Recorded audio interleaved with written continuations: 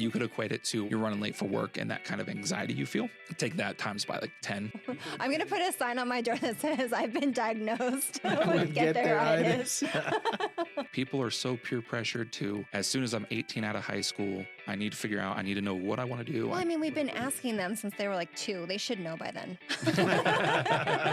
Absolutely. I love being clouds. We're just sitting over the top of them, a few thousand feet over top of everything. I can't really put it into words. You can see it outside the window of the commercial flight, but being in that front window is something else.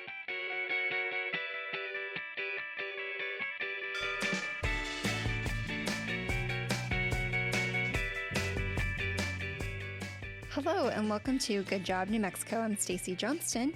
And this episode, we are talking with Brad Hoy. He is a Learjet 35 captain for MedFlight Air Ambulance. I was joined on this episode by our Deputy Secretary, Marcos Martinez, who has his own episode way back on number 6. So if you want to go back to that and listen to Deputy Secretary episode, I encourage you to. But for this episode with Brad, he had such an interesting story of how he was going in a completely different direction. And then just out of a conversation with a friend, day or two later, he's becoming an airplane pilot. And he had never flown before ever, which I think is really interesting to choose something that you hadn't actually experienced yet yourself, but you knew that that would be really fun and interesting. And he just went for it. So please enjoy the story of the perseverance, the dedication, and just the gumption to go for it. So without further ado, here is Brad Hoy. Well, thanks for being here today. Absolutely. Taking time out of your very busy schedule. I'm glad it worked out. So were you born and raised in Ohio? Yeah. Or where are you from? So I was born in Marion, Ohio, and then I was raised in a small little town called Upper Sandusky. For anybody asking, it's not the one with Cedar Point. Okay. So raised there all my life. And then once I got into this career, I moved into Texas. So my current place is Austin now. So when you were growing up in Ohio, was it expected that you would go to the Ohio State and become a Buckeye? No, actually, I was not really for college. After high school, I was tired of it like most people are. I really didn't want to. My parents wanted me to, but I didn't. So I think I didn't start college. I graduated high school in 2013. I didn't start college until 2017. So no, it wasn't expected, but if I was going to go somewhere, that's where I wanted to go. For sure. What did your parents do? So both my parents are factory workers. That's the main reason they really wanted me to go. You know, watching them growing up and struggling a little bit, not for the most part, but they wanted a better life, obviously, as most parents do. So, but yeah. So after high school to then going to college, what made the decision for you to finally go to college? After jumping factory to factory, whatever, I ended up going into construction. I built high voltage substations, got tired of digging ditches all day long. Finally said, you know what, let's go to college. And yeah, I just randomly applied one day and started. That's kind of how everything in my life goes right now. Yeah. I just randomly do it. For sure. You just got to go for it. So I get digging ditches, right? It builds character. Yeah. Good work ethic. You can make a lot of money, you know, for people who really don't want to go to college. That is a big path. I mean, 6 figures plus easily, no problem. And then, even if you start out as a grunt, you know, a lot of places will end up taking you through journeyman school. So, you know, and you can go up the ranks through that. So that's also an option. For sure. I think there's no limit to options. It's just whatever you want to pursue. So I think that's great that you, I mean, there's no rule that says you have to go to college right out of high school. You can take time to figure out, what do I really want to do and where do I want to pursue whatever career path. Oh yeah. Yeah. It's definitely a different thing. And it's a little bit more challenging if you wait a little bit. You know, I waited, like I said, you know, about 4 or 5 years. So I wasn't in that study mode kind of thing. Had to relearn some stuff. Not a big deal. But yeah, it may be a little bit easier when you're right out of high school, but it's definitely not like forced path that you have to do. Right. And trust me, going right out of high school, you're not in study mode either. So no, you're not. I honestly think I would have done better in college if I had waited a few years and matured a little bit versus I mean, sure, there's studying happening, but there's other things going on. Some stuff we won't talk about. Well, it's like, I'm 18, I'm independent now. You know, that whole thing, which now that I have kids, I'm like, what do you mean they start driving at 15? That's ridiculous. That's young. Absolutely not. I remember what I was like when I was 15. Absolutely not. Okay, so when you started at Ohio State, what was your degree or what were you focusing on? So focused on business management. Always kind of had a thing for business and, you know, just leadership talking. So I ended up getting an associate's from there. Didn't finish my full bachelor's, but I would like to go back eventually and do that. But that's what I mainly focused on. For sure. So what was your job coming out of that, and where did you go from there? So I left that construction job when I started college, and I ended up working at a feed mill at the warehouse as a forklift operator and made my way up to a team lead supervisor, however you want to put it. So that's what I ended up doing while I was going through. So I worked weekend shift, worked a 10, 12, 12, Friday, Saturday, Sunday, and then had all week off. So then I did my flight training during the week and college during the week. It's funny. It seems like you kept getting pulled to like labor jobs. Yeah. Hard-working labor jobs. Somebody wanted you to go there. There's a theme here. Yeah. I mean, in small little rural town in Ohio, you don't have much options. So that's they're dominated by factories. There's nothing but that there. So, but I'm glad I escaped it. Did you always have this underlying desire to be a pilot? No. Or how did that opportunity come up? So I never once thought about being a pilot. Nobody in my family's a pilot. Never thought about it being as a kid. Even as an adult, never thought about it. So funny story. And you love a story. So I do love a story. Let's get into it. During COVID, my friend and I, during the lockdown, we were hanging out, whatever, 6 feet apart. And we were talking about going to Alaska to go ice fishing. Looked up tickets. They're like $1,400 a piece. And I said, that's absolutely ridiculous. I'm not paying that. I said, you know what? I'm just going to learn how to fly and I'll fly us there. And he's, yeah, right. And it's kind of a, hold my drink and watch this moment. And so I already like where this is going. Yeah.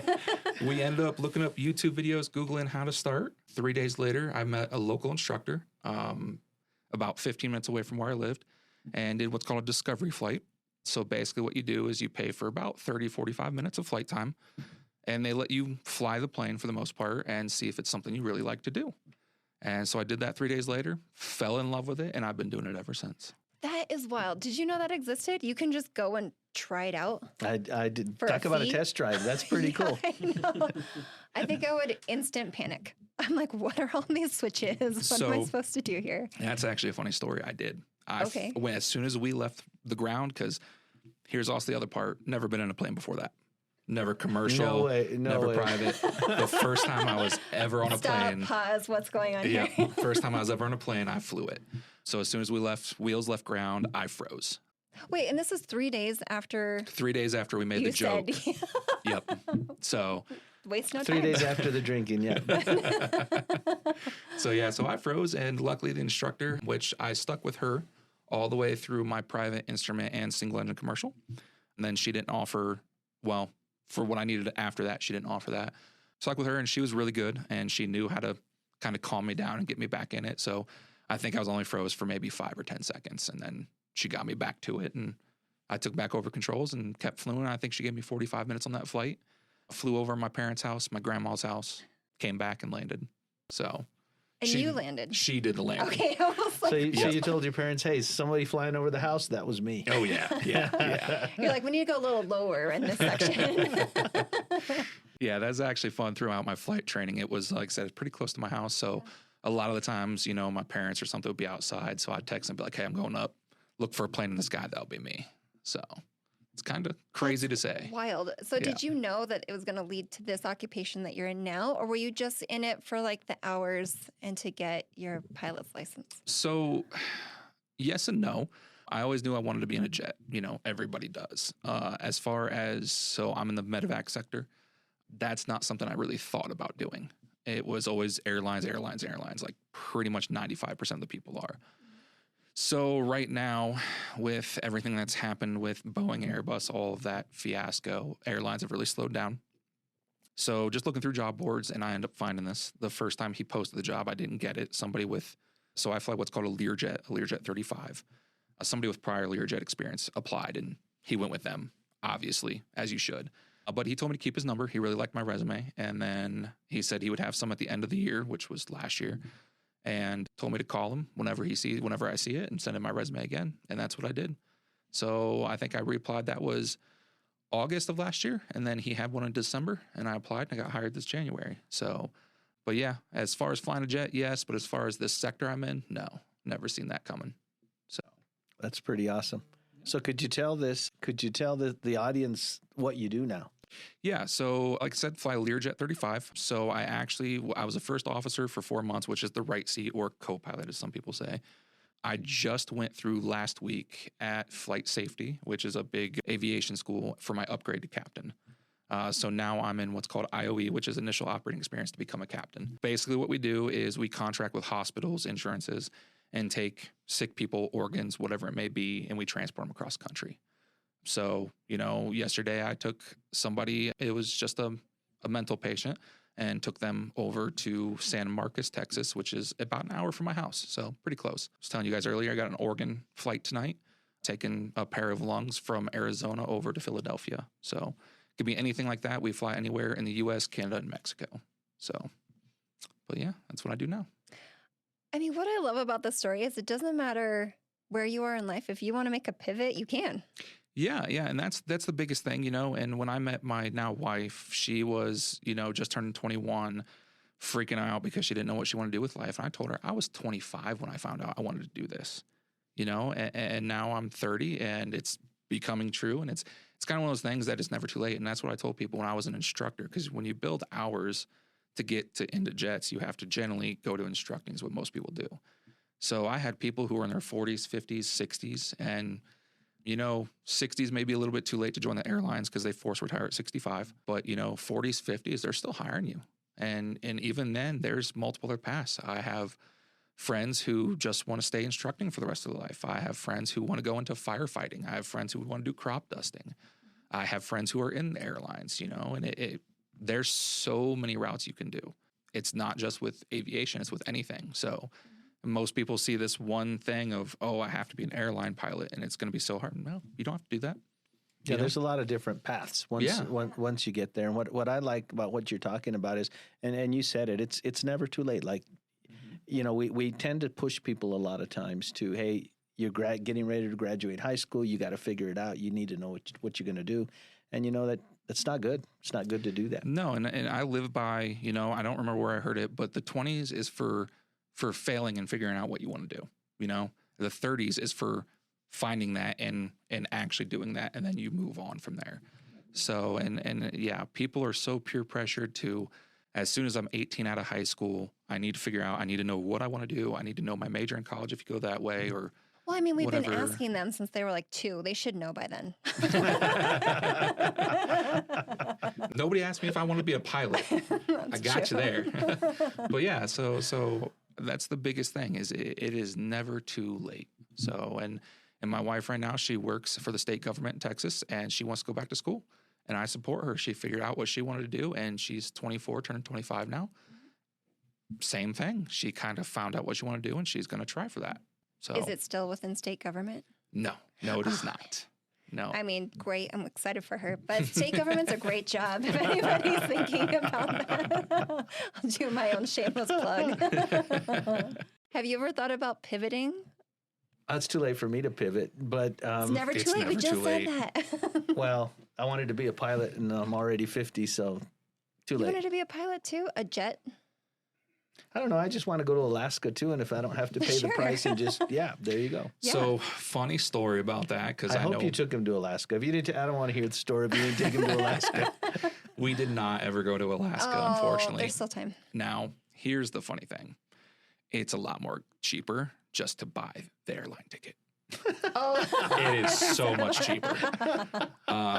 So that's actually one of the things. I don't know how many people. A lot of people obviously see pilots and they want to be a pilot. It's very expensive, very, very expensive to become a pilot. You're looking at the range of anywhere from $70,000 to $100,000 to get what you need to do. Now, you can do this on payments. So the way I did it is, I worked that. I worked the weekends and worked overtime as much as I could. I paid my instructor $500 to $1,000. I would fly off that, so they have a set rate for them in the plane. I would fly off of that till I got about $100, and then I would give her another $500 to $1,000. So it's kind of a work as you go kind of thing. A lot of schools want all that money up front. I don't want to say that they're not a school you should go to, but I would fray away from those.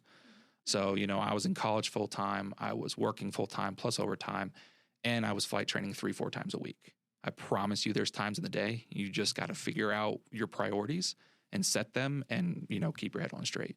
So See, that's good planning because it is that you've got to want something bad enough to figure out how to get there. Yeah. And do it without getting in debt, do it without all of that kind of stuff. And it's just more rewarding in the end. Yeah, that's probably the greatest thing is that I got all my licenses. Now I'm doing this and I don't have any loans to worry about from doing it.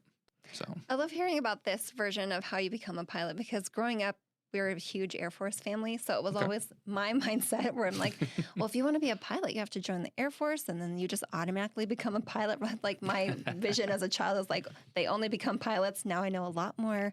My brother and my sister-in-law are both in the Air Force, but thinking that that's the only way to get to pilot. But there's so many other avenues that you just shared with us, which is great. Yeah, and absolutely.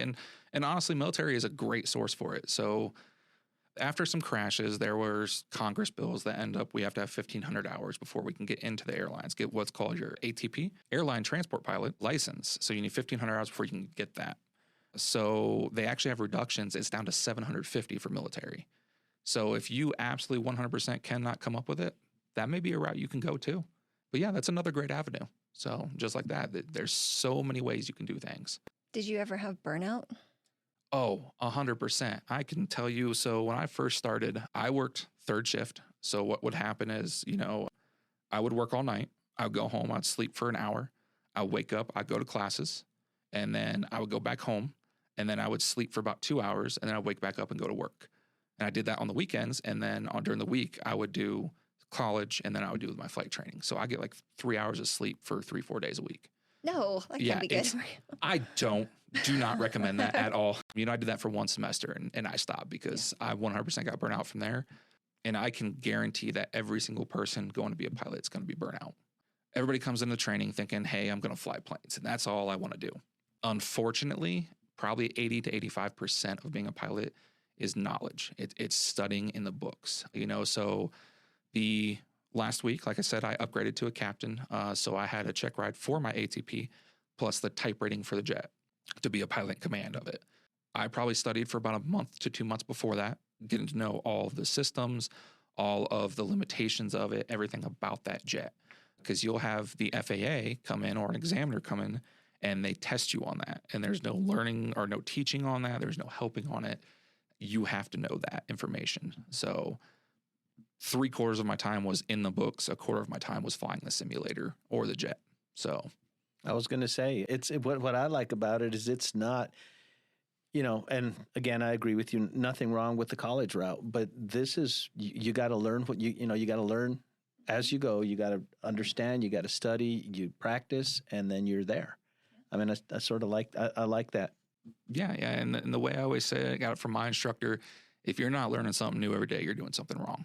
And the day that you think you have everything is the day you should probably stop flying because that's when accidents start happening, So not saying every accident is like that, obviously, but you should always be on the open mindset of, hey, I don't know everything. There's always something I can learn. And it doesn't matter if you're the pilot in command or the captain, you can learn and you have 20,000 hours. You can learn something from this 2,000-hour co-pilot.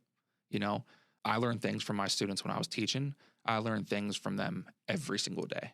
So just because I was their instructor doesn't mean that I was just teaching them. They could teach me too. So, and that's a good point. Be open to learning, and you never know where that knowledge is going to come from. No matter who it comes from. It's one of those things that you got to be open-minded. Just because your seniority or whatever your job role is above somebody else doesn't mean you can't learn something from them. So. I agree. So if you're in high school and you think learning stops, it doesn't. No. For your whole life. Unfortunately, you will never stop learning. And it doesn't matter. It could be from that factory job that I started in to the construction job I went in to the forklift operator to a pilot. Every single time I learned something. Did you know that you can be a pilot even if you have glasses? I thought you couldn't if you had glasses. I also thought that. You want to hear something? I have contacts. As long as you're mic drop. Yep. So and then so I have some not so great vision without contacts or glasses. Near vision, it's not that you can't. You run into some other problems with getting. So we have to do what's called an FAA medical. So we go in and basically we see an aviation medical examiner, and they determine whether we can or cannot have this medical. Different classes, different tiers, which is a whole nother subject I won't get into. But yeah, no, as long as you are corrected to 20/20 vision, you are good to go.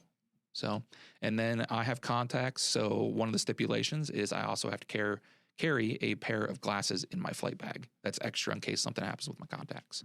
I guess what I want to ask is how the scheduling works. Like, are you always on call, or is there like, and where do you just plan to, I'm not going to sleep at home tonight? Like, you just never know. You always have a bag packed. How does that work?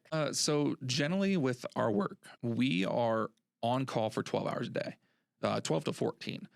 So we have a 1 and a 2 status. One's from 6 a.m. to 6 p.m. The other one's from 6 p.m. to 6 a.m. So with regulations and stuff, you can't be 24/7. So then when I'm here, so like I said, I live in Austin. I travel here for work. I work a 16-14. So 16 on, 14 off. And then for those 16 on, they schedule you. You generally can make your own days off. I just do block, obviously, so I don't have to go back and forth a bunch.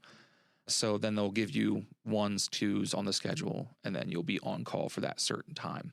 So, like tonight, I'm a number 2, and I have a flight tonight. We're supposed to be out by 9 p.m. So be there by 6, leave by 9. So you're here in Albuquerque now.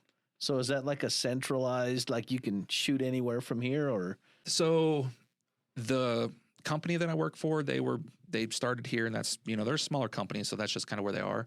New Mexico is really good with insurance, I guess. And there's quite a bit of facilities that we go around to.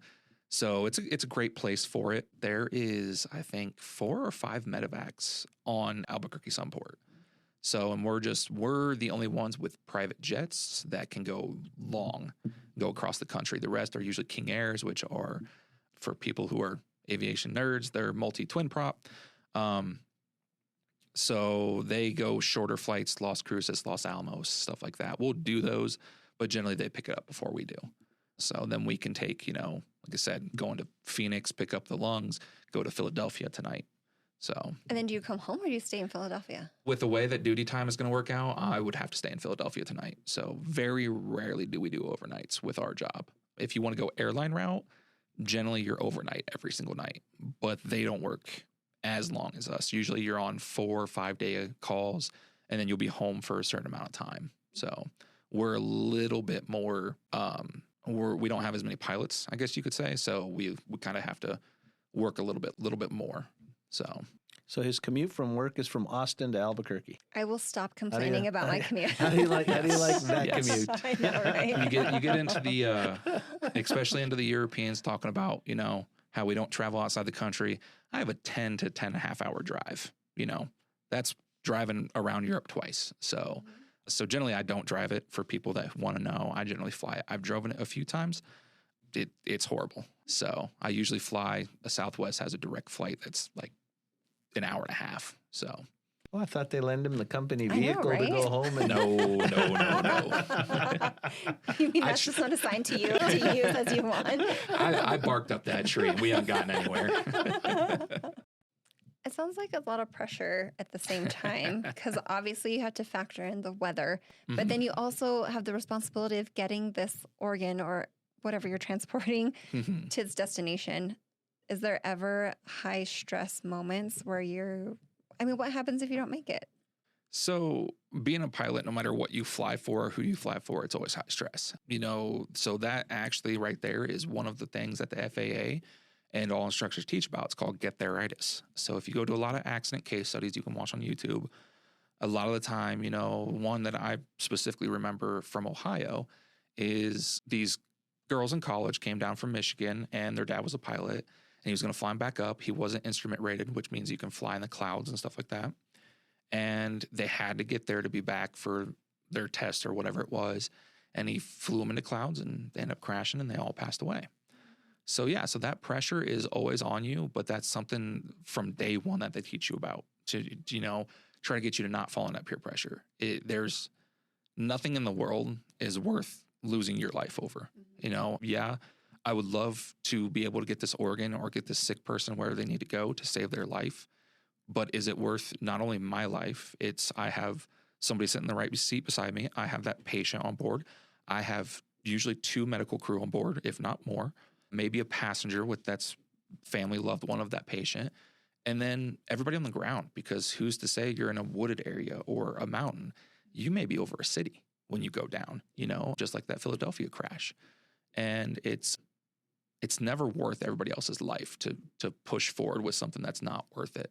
So you learn about briefings for weather and how to avoid certain weather and what not to go into. And you plan and you talk with the other pilot and figure everything out. So a lot of time in primary training is spent on dealing with that stress, that peer pressure, and that briefing for that weather. So that's pretty cool. Mm-hmm. Get-There-Itis. Yep, Get-There-Itis. You I have to. that. Yeah, so you can equate I'm going to put a sign on my door that says I've been diagnosed with Get-There-Itis. You could Give equate me it. patience. You could equate it to you're running late for work and that kind of anxiety you feel. Take that times by like 10. Mm-hmm. That's kind of what it's like. So, but yeah, you got to kind of overcome that mindset. When you're running late for work, is it worth going 30 over the speed limit, getting pulled over, and then possibly going to jail and all the other repercussions that come with it? No. Same thing as being a pilot. So that's what I think when I'm driving around. I'm like, what's the rush? But then I'm like, oh, maybe they have an upset stomach. I feel bad for them. Well, there's gas stations everywhere for that. Or maybe they're on their way to the hospital. They're having a baby. Like, I just go there instead of like, I can't believe this, like getting mad. Are you the type of person that likes to be busy? Always, 100%.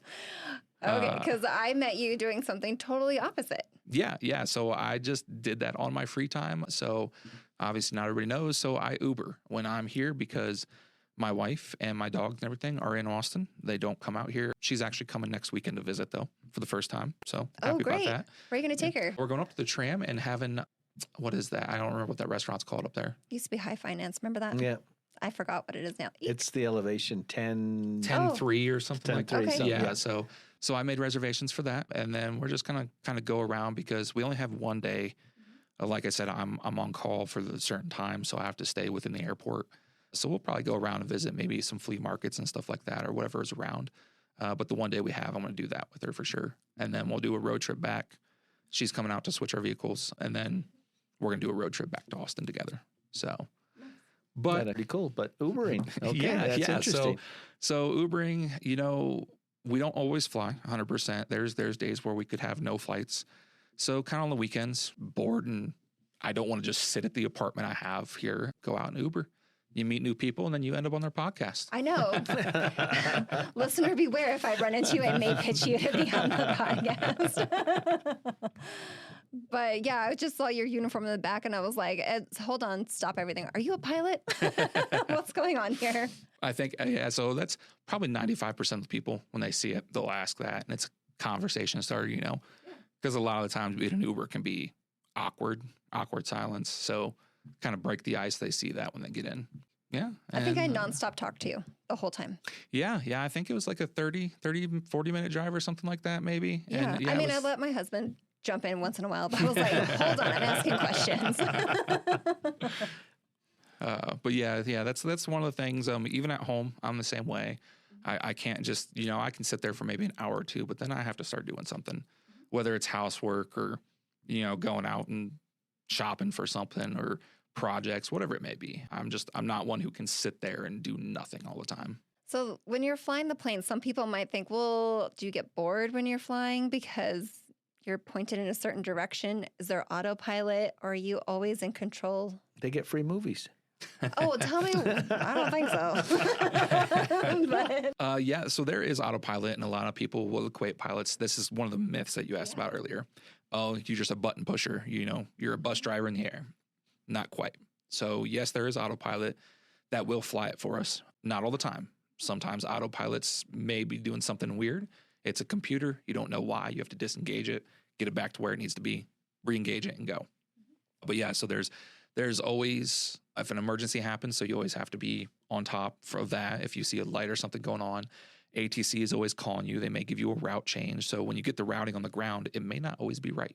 Or I wouldn't say right, it may not always stay true to that. We got a routing yesterday coming back into Albuquerque here. We got an arrival into here. So then you have to pull out your approach plate or your chart, and you have to brief that of, hey, we have altitude limits, we have speed limits, we have different things that we got to do, different directions we got to go. We got to make sure that that's programmed into the GPSs correctly. Make sure, again, the autopilot's doing what it needs to do. You may have passengers. So this is whether you're private jet corporate or your medevac or your airlines. Customers aren't always, the nicest in planes. And unfortunately, especially in the airlines, you see the videos, some people feel entitled. And they may cause some problems, especially with the flight attendants, which nobody ever deserves that. But so a lot of times people think flight attendants just deal with it. No, the head flight attendant is on the phone with the captain. The captain's making a decision. And if it gets too bad, we will land somewhere and we will kick you off the plane and you will be arrested. That can happen. So, but yeah, no, we're not just sitting there. We're not getting bored. It's you are mentally exhausted after a few hours, it's definitely draining. So even though you're just sitting in a seat, people, that's what you think you're doing. You're doing a lot more than just sitting there.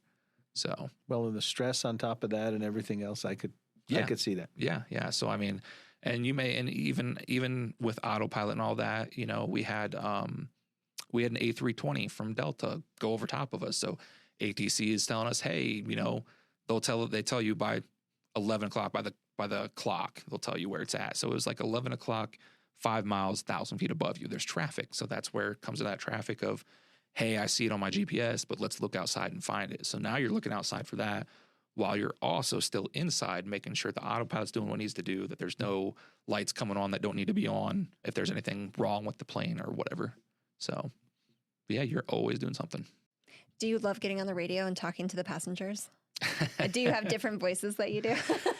Every single pilot has their pilot voice. Right. Drop an octane, and then you gotta say a lot. So, but yeah, so everybody has it. I haven't had too many passenger PAs, but a lot of the times on the radio to ATC. Yeah, 100%. So you've got to believe, like, technology, planes, everything's amazing. Everything except the mic and the speaker to the back to talk to the passenger. It's like, well.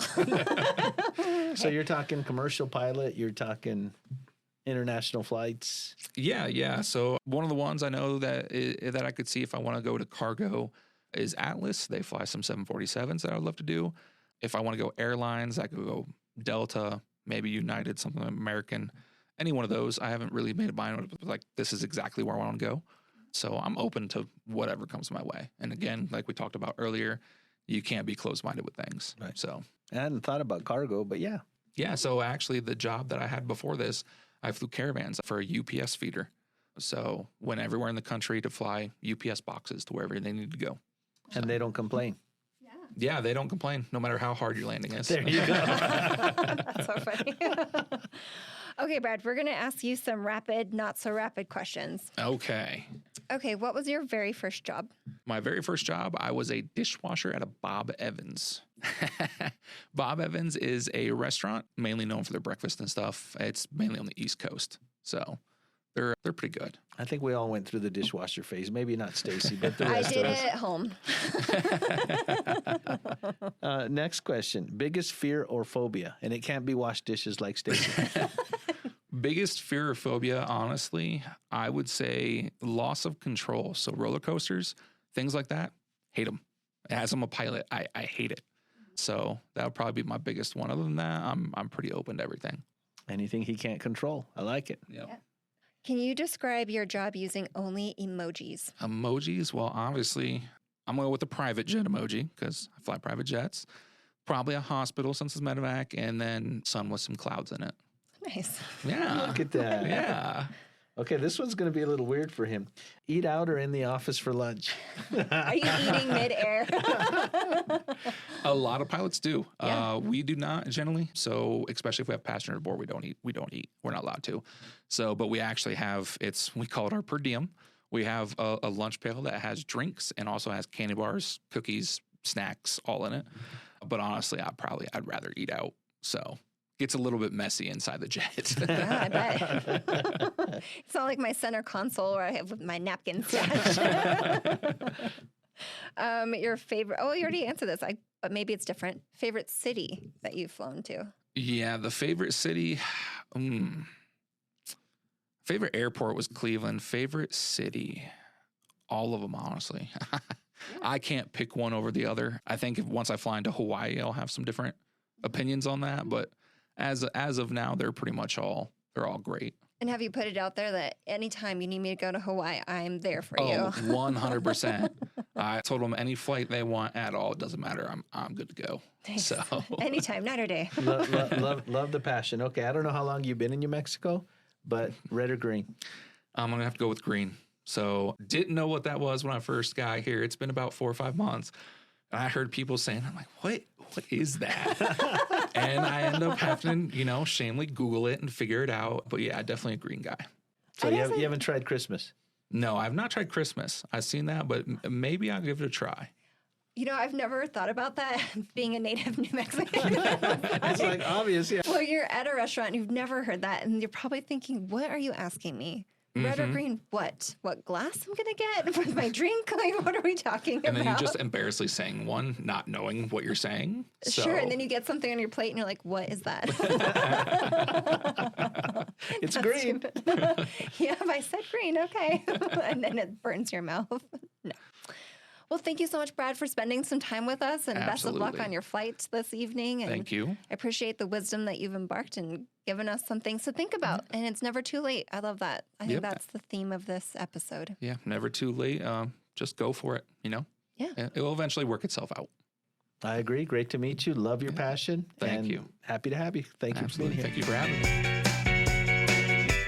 This has been a New Mexico Department of Workforce Solutions production. Our producer is Milo Koleski. This episode was engineered and mixed by John Sloan. Theme music is One Fine Day, courtesy of podcast.co. Follow the show on social media at GoodJobNM. For program funding, visit our website, dws.state.nm.us/funding. Bye.